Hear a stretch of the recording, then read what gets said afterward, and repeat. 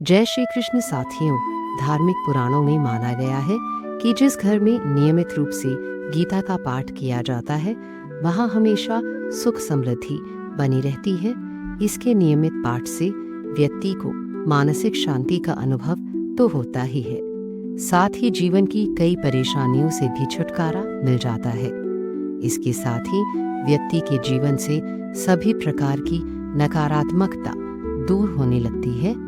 गीता के रोजाना पाठ से व्यक्ति के आत्मविश्वास में वृद्धि होती है, जिससे वह जीवन में सफलता हासिल कर सकता है। भगवद गीता में आपके सभी प्रश्नों का उत्तर है। आज हम आपको बताएंगे गीता के कुछ महत्वपूर्ण ज्ञान जो हमारे जीवन को सार्थक बनाते हैं। भगवद गीता के दूसरे अध्याय सांख्य योग है, जिसमें श्री कृष्ण अर्जुन को आत्मा की अमरता और शरीर की नश्वरता समझाते हैं। अर्जुन के शोक को दूर करते हैं और उसे फल की इच्छा के बिना कर्तव्य धर्म पालन करने की शिक्षा देते हैं, जिसे बुद्धि योग या कर्म योग कहा गया है, जिससे जन्म मृत्यु के चक्र से मुक्ति मिलती है और व्यक्ति स्थित प्रज्ञ स्थिर बुद्धि वाला बनता है, जो सुख दुख में संभाव रखता है। इस अध्याय में अर्जुन अपने सम्मुख उत्पन्न स्थिति का सामना करने में अपनी असमर्थता को पुनः प्रकट करता है और युद्ध करने के अपने कर्तव्य का पालन करने से मना कर देता है। तत्पश्चात वह औपचारिक रूप से श्री कृष्ण को अपना आध्यात्मिक गुरु बनाने और वर्तमान स्थिति का सामना करने के लिए उचित मार्गदर्शन प्रदान करने की प्रार्थना करता है। प्रभु से आत्मा, जो शरीर के नष्ट होने पर भी नहीं मरती, के अमरत्व की शिक्षा देकर दिव्य ज्ञान प्रदान करते हैं। आत्मा मृत्यु के बाद एक शरीर से दूसरे शरीर में उसी प्रकार प्रवेश करती है जिस प्रकार से मनुष्य पुराने वस्त्र त्याग कर नए वस्त्र धारण करता है। इसके पश्चात श्री कृष्ण सामाजिक दायित्वों के विषय की ओर आगे बढ़ते हैं। वे अर्जुन को स्मरण कराते हैं कि धर्म के अनुसार योद्धा के रूप में युद्ध लड़ना उसका कर्तव्य है। वे स्पष्ट करते हैं कि किसी के द्वारा अपने नैतिक कर्तव्यों का पालन करना पुण्य का कार्य है, जो स्वर्ग जाने का द्वार खोलता है, किंतु कर्तव्यों से विमुख होने से केवल तिरस्कार और अपयश प्राप्त होगा। लौकिक स्तर पर अर्जुन को प्रेरित करने के पश्चात श्री कृष्ण गहनता के साथ कर्म योग के ज्ञान पर प्रकाश डालते हैं। वे अर्जुन को फल की आसक्ति के बिना निष्काम कर्म करने की प्रेरणा देते हैं। फल की कामना से रहित कर्म करने के विज्ञान को वे बुद्धि योग या बुद्धि का योग नाम देते हैं। बुद्धि का प्रयोग मन को कर्मफल की लालसा करने से रोकने के लिए करना चाहिए। इस भावना के साथ संपन्न किए गए कर्म बांधने वाले से मुक्त करने वाले में परिवर्तित हो जाते हैं। अर्जुन स्थित प्रज्ञ मनुष्य के लक्षणों को जानना चाहता है। श्री कृष्ण उसे बताते हैं कि किस प्रकार से स्थित प्रज्ञ होकर मनुष्य आसक्ति, भय और क्रोध से मुक्त हो जाता है और सभी परिस्थिति। अध्याय 2 का संपूर्ण सार श्लोक बी संजय ने कहा। करुणा से अभिभूत मन से शोकाकुल और अश्रुओं से भरे नेत्रों वाले अर्जुन को देखकर श्री कृष्ण ने निम्न वर्णित शब्द कहे। श्री कृष्ण ने निम्न वर्णित शब्द कहे। श्री कृष्ण ने कहा, मेरे प्रिय अर्जुन, इस संकट की घड़ी में तुम्हारे भीतर यह विमोह कैसे उत्पन्न हुआ? यह सम्माननीय लोगों के अनुकूल नहीं है। इससे उच्च लोगों की प्राप्ति नहीं होती, अपितु अपयश प्राप्त होता है। श्लोक 30 है पार्थ। अपने भीतर इस प्रकार की नपुंसकता का भाव लाना तुम्हें शोभा नहीं देता। हे शत्रु विजेता, हृदय की तुच्छ दुर्बलता का त्याग करो और युद्ध के लिए तैयार हो जाओ। श्लोक 4 अर्जुन ने कहा, हे मधुसूदन, हे शत्रुओं के दमन करता, मैं युद्ध भूमि में कैसे भीष्म और द्रोणाचार्य जैसे महापुरुषों पर बाण चला सकता हूँ, जो मेरे लिए परम पूजनीय है। श्लोक 5 ऐसे आदरणीय महापुरुष जो मेरे गुरुजन हैं, को मारकर सुखपूर्वक जीवन व्यतीत करने की अपेक्षा तो भीख मांगकर इस संसार में जीवन निर्वाह करना अधिक श्रेयस्कर है। यदि हम उन्हें मारते हैं तो उसके परिणाम स्वरूप हम जिस संपत्ति और सुखों का भोग करेंगे वे रक्त रंजित होंगे। श्लोक तश हम यह भी नहीं जानते कि इस युद्ध का परिणाम हमारे लिए किस प्रकार से श्रेयस्कर होगा, उन पर विजय पाकर या उनसे पराजित होकर। यद्यपि उन्होंने धृतराष्ट्र का पक्ष लिया है और अब वे युद्ध भूमि में हमारे सम्मुख खड़े हैं, तथापि उनको मारकर हमारी जीवित रहने की कोई इच्छा नहीं होगी। श्लोक 7। मैं किन कर्तव्य मूढ़ हो गया हूँ और गहन चिंता में डूबकर कायरता दिखा रहा हूँ। मैं आपका शिष्य हूँ और आपके शरणागत हूँ। कृपया मुझे निश्चय ही यह उपदेश दें कि मेरा हित किस में है।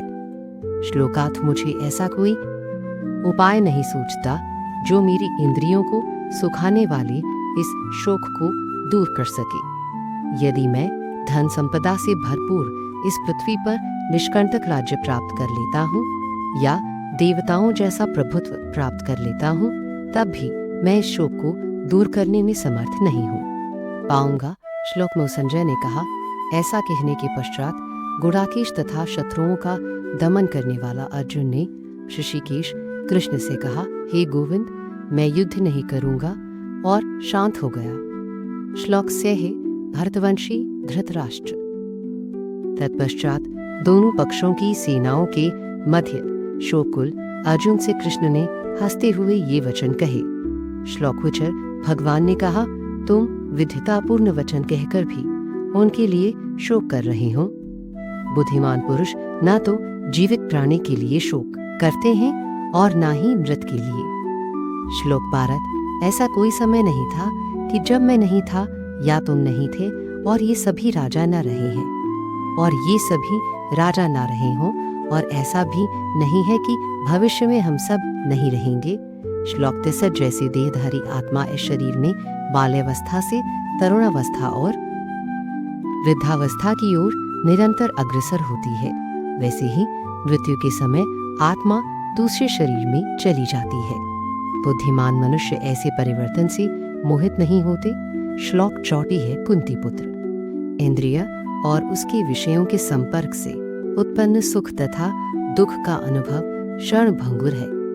ये स्थायी न होकर सर्दी तथा गर्मी की ऋतुओं के आने जाने के समान है। हे भरतवंशी, मनुष्य को चाहिए कि वह विचलित हुए बिना उनको सहन करना सीखे। श्री कृष्ण अर्जुन को संबोधित करते हुए कहते हैं, हे पुरुषों में श्रेष्ठ अर्जुन, जो मनुष्य सुख तथा दुख में विचलित नहीं होता और इन दोनों परिस्थितियों में स्थिर रहता है, वह वास्तव में मुक्ति का पात्र है। अनित्य शरीर का चिरस्थायित्व नहीं है और शाश्वत आत्मा का कभी अंत नहीं होता है। तत्वदर्शियों द्वारा भी इन दोनों की प्रकृति के अध्ययन करने के पश्चात निकाले गए निष्कर्ष के आधार पर इसकी पुष्टि की गई है। पूरे शरीर में व्याप्त है, उसे ही तो अविनाशी समझो। उस अंशवर आत्मा को नष्ट करने में कोई भी समर्थ नहीं है। केवल भौतिक शरीर ही नश्वर है और शरीर में व्याप्त आत्मा अविनाशी, अपरिमेय तथा शाश्वत है। अतः हे भरतवंशी, युद्ध करो वह जो यह सोचता है कि आत्मा को मारा जा सकता है या आत्मा मर सकती है। वे दोनों ही अज्ञानी हैं। वास्तव में आत्मा ना तो मरती है और ना ही उसे मारा जा सकता है। आत्मा का ना तो कभी जन्म होता है, ना ही मृत्यु होती है, और ना ही आत्मा किसी काल में जन्म लेकर पुनः उत्पन्न होता है। आत्मा अजन्मा, शाश्वत, अविनाशी और चिरनूतन है। शरीर का विनाश होने पर भी इसका विनाश नहीं होता। श्री कृष्ण कहते हैं, हे पार्थ, वह जो ये जानता है कि आत्मा अविनाशी, शाश्वत, अजन्मा और अपरिवर्तनीय है, वह किसी को कैसे मार सकता है या किसी की मृत्यु का कारण हो सकता है। जिस प्रकार से मनुष्य अपने फटे पुराने वस्त्रों को त्याग कर नए वस्त्र धारण करता है, उसी प्रकार मृत्यु होने पर आत्मा पुराने तथा जीर्ण शरीर को त्याग कर नया शरीर धारण करती है। किसी भी शस्त्र द्वारा आत्मा के टुकड़े नहीं किए जा सकते। ना ही अग्नि आत्मा को जला सकती है, ना ही जल द्वारा उसे गीला किया जा सकता है, और ना ही वायु इसे सुखा सकती है। आत्मा अखंडित और अज्वलनशील है, इसे न तो गीला किया जा सकता है। यह आत्मा शाश्वत, सर्वव्यापी, अपरिवर्तनीय, अचल और अनादि है। इस आत्मा को अदृश्य, अचिंतनीय और अपरिवर्तनशील कहा गया है। यह जानकर हमें शरीर के लिए शोक प्रकट नहीं करना चाहिए। यदि तुम यह सोचते हो कि आत्मा निरंतर जन्म लेती है और मरती है, तब ऐसी स्थिति में भी है महाबाहु अर्जुन, तुम्हें इस प्रकार से शोक नहीं करना चाहिए। जो जन्म लेता है उसकी मृत्यु निश्चित है और मृत्यु के पश्चात पुनर्जन्म भी अवश्यंभावी है। अतः तुम्हें अपरिहार्य के लिए शोक नहीं करना चाहिए। हे भरतवंशी, समस्त जीव जन्म से पूर्व अव्यक्त रहते हैं, जन्म होने पर व्यक्त हो जाते हैं और मृत्यु होने पर पुनः अव्यक्त हो जाते हैं। अतः ऐसे में शोक व्यक्त करने की क्या आवश्यकता है? कुछ लोग आत्मा को एक आश्चर्य के रूप में देखते हैं, कुछ लोग इसे आश्चर्य बताते हैं और कुछ इसे आश्चर्य के रूप में सुनते हैं, जबकि अन्य लोग इसके विषय में सुनकर भी कुछ समझ नहीं पाते। हे अर्जुन, शरीर में निवास करने वाली आत्मा अविनाशी है, इसलिए तुम्हें किसी प्राणी के लिए शोक नहीं करना चाहिए। इसके अलावा एक योद्धा के रूप में अपने कर्तव्य पर विचार करते हुए तुम्हें उसका त्याग नहीं करना चाहिए। वास्तव में योद्धा के लिए धर्म की रक्षा हेतु युद्ध करने के अतिरिक्त अन्य कोई विकल्प नहीं होता। हे पार्थ, वे क्षत्रिय भाग्यशाली होते हैं जिन्हें बिना इच्छा किए धर्म की रक्षा हेतु युद्ध के ऐसे अवसर प्राप्त होते हैं जिसके कारण उनके लिए स्वर्ग के द्वार खुल जाते हैं। यदि फिर भी तुम इस धर्म युद्ध का सामना नहीं करना चाहते, तब तुम्हें निश्चित रूप से अपने सामाजिक कर्तव्यों की उपेक्षा करने का पाप लगेगा और तुम अपनी प्रतिष्ठा खो दोगे। लोग तुम्हें कायर और भगोड़ा कहेंगे। एक सामान्य व्यक्ति के लिए अपयश मृत्यु से बढ़कर है। जिन महान योद्धाओं ने तुम्हारे नाम और यश की सराहना की है, वे सब यह सोचेंगे कि तुम भय के कारण युद्ध भूमि से भाग गए और उनकी दृष्टि में तुम अपना सम्मान गंवा दोगे। तुम्हारे शत्रु तुम्हारी निंदा करेंगे और कटु शब्दों से तुम्हारा मानमर्दन करेंगे और तुम्हारी सामर्थ्य का उपहास उड़ाएंगे। तुम्हारे लिए इससे पीड़ादायक और क्या हो सकता है? हे कुंती पुत्र, यदि तुम युद्ध करते हो तो या तो तुम मारे जाओगे और स्वर्गलोक प्राप्त करोगे, या विजयी होने पर पृथ्वी के साम्राज्य का सुख भोगोगे। इसलिए हे कुंती पुत्र, उठो और दृढ़ संकल्प के साथ युद्ध करो। युद्ध से मिलने वाले सुख दुख लाभ हानि को समान समझो। यदि तुम इस प्रकार अपने दायित्वों का निर्वहन करोगे, तब तुम्हें कोई पाप नहीं लगेगा। अब तक मैंने तुम्हें सांख्य योग या आत्मा की प्रकृति के संबंध में वैश्लेषिक ज्ञान से अवगत कराया है। अब मैं बुद्धि योग या ज्ञान योग प्रकट कर रहा हूँ। हे पार्थ, उसे सुनो। जब तुम ऐसे ज्ञान के साथ कर्म करोगे, तब कर्मों के बंधन से स्वयं को मुक्त कर पाओगे। इस स्थिति में कर्म करने से किसी प्रकार की हानि या प्रतिकूल परिणाम प्राप्त नहीं होते, अपितु इस प्रकार से किया गया अल्प प्रयास भी बड़े से बड़े भय से हमारी रक्षा करता है। हे कुरुवंशी, जो इस मार्ग का अनुसरण करते हैं, उनकी बुद्धि निश्चयात्मक होती है और उनका एक ही लक्ष्य होता है। लेकिन जो मनुष्य संकल्पहीन होते हैं, उनकी बुद्धि अनेक शाखाओं में विभक्त रहती है। अल्पज्ञ मनुष्य वेदों की अलंकारिक शब्दों में अत्यधिक आसक्त रहते हैं। वे स्वर्गलोक का सुख भोगने हेतु दिखावटी कर्मकांड करने की अनुशंसा करते हैं और वे यह मानते हैं कि वेदों में उच्च सिद्धांतों का वर्णन नहीं किया गया है। वे वेदों के केवल उन्हीं खंडों को महिमा मंडित करते हैं जो उनकी इंद्रियों को तृप्त करे, और वे उत्तम जन ऐश्वर्य, इंद्रिय तृप्ति और स्वर्गलोक की प्राप्ति के लिए आडंबरयुक्त कर्मकांडों का पालन है। ऐसे मनुष्यों को सांसारिक सुखों में मन की गहन आसक्ति तथा बुद्धि सांसारिक वस्तुओं में मोहित रहती है। इसलिए वे भगवत प्राप्ति के मार्ग पर अग्रसर होने के लिए दृढ़ संकल्प लेने में असमर्थ होते हैं। वेदों में प्रकृति के 3 गुणों का वर्णन मिलता है। अर्जुन, प्रकृति के इन गुणों से ऊपर उठकर विशुद्ध आध्यात्मिक चेतना में स्थित हो जाओ। परम सत्य में स्थित होकर सभी प्रकार के द्वैतों से स्वयं को मुक्त करते हुए भौतिक लाभ हानि और सुरक्षा की चिंता किए बिना आत्मलीन हो जाओ। सभी प्रकार से विशाल जलाशय द्वारा तत्काल पूर्ण हो जाता है, उसी प्रकार परम सत्य को जानने वाले वेदों के सभी प्रयोजन को पूर्ण करते हैं। तुम्हें अपने निश्चित कर्मों का पालन करने का अधिकार है, लेकिन अपने कर्मों के फल में तुम्हारा अधिकार नहीं है। तुम स्वयं को अपने कर्मों के फलों का कारण मत मानो और ना ही अकर्म रहने में आसक्ति रखो।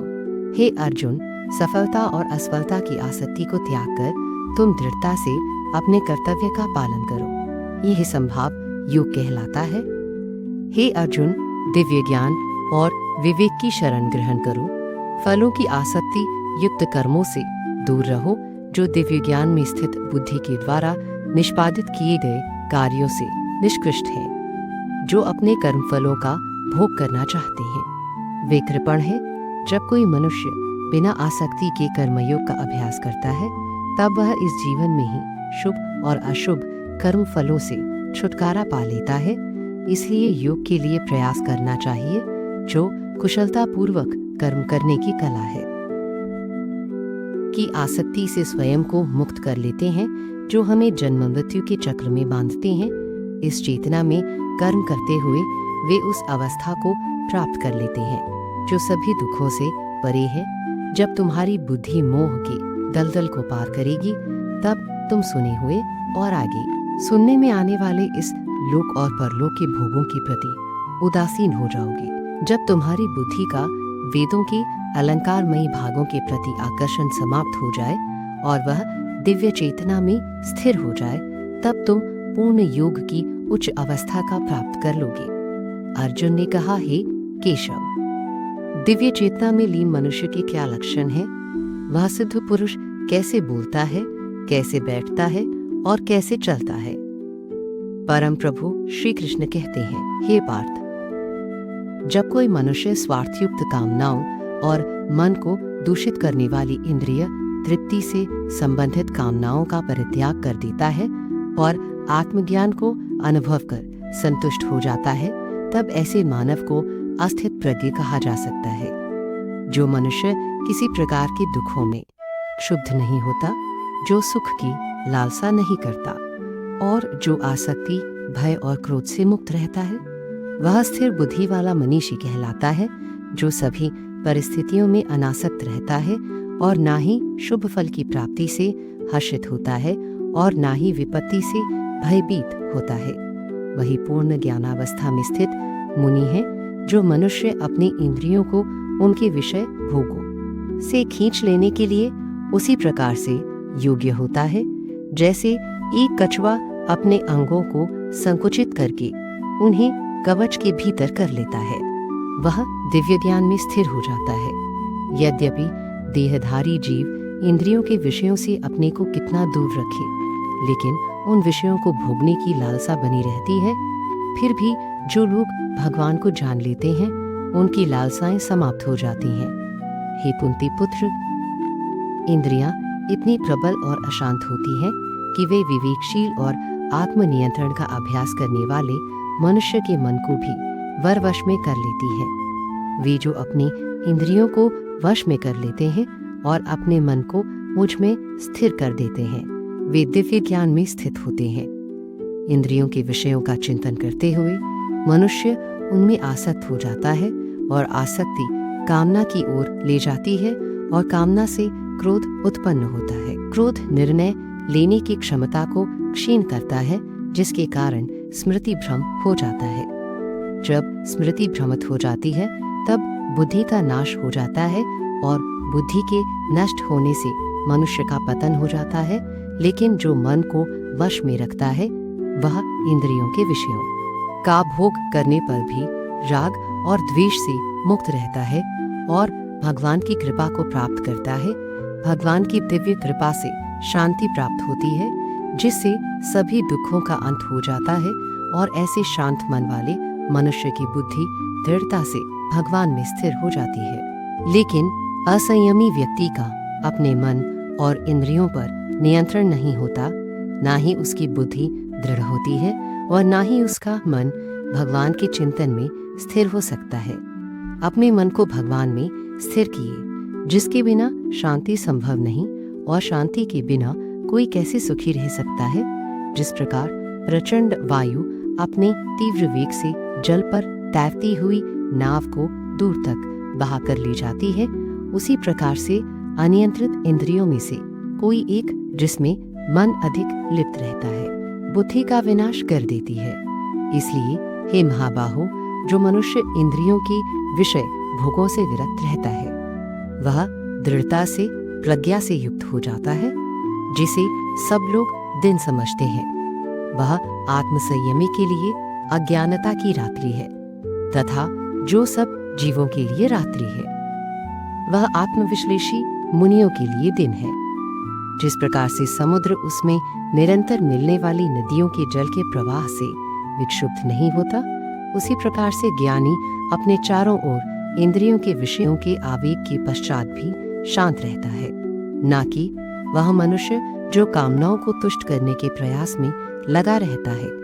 जिस मनुष्य ने अपनी सभी भौतिक इच्छाओं का परित्याग कर दिया हो और इंद्रिय तृप्ति की लालसा, ममत्व के भाव और अहंकार से रहित हो गया हो, वह पूर्ण शांति को प्राप्त करता है। हे पार्थ, इस अवस्था में रहने वाली प्रबुद्ध आत्मा जब ब्रह्म ज्ञान प्राप्त कर लेती है, वह फिर कभी भ्रमित नहीं होती।